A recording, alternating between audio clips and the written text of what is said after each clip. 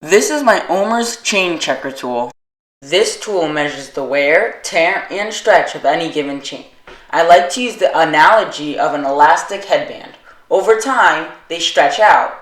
This is true for chains as well, because the chain has to go around the chain rings, cogs, and derailleur pulleys. It gets stretched out.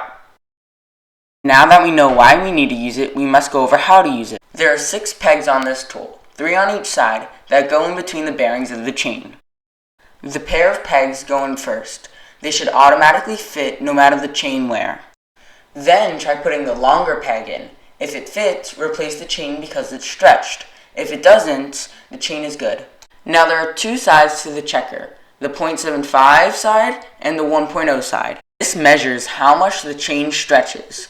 If the long pin fits at the 0.75, it's stretched at least 0.75%. If the pegs make it in at the 1.0, the chain is stretched at least 1%. For single speed chains, replace at 1.0. For multi-speed chains, replace at 0.75. You can tell if your bike has a single speed chain or multi-speed chain depending on how many gears there are on the back wheel. 5 or more is equal to a multi-speed chain. If there is only 1, that's a single speed chain. Remember to be sure to do this regularly because a worn chain can cause wear to more expensive drivetrain parts. Thank you for watching this video. If you learned something, please like and subscribe. If you didn't, please leave a comment. Thank you and have the best day ever.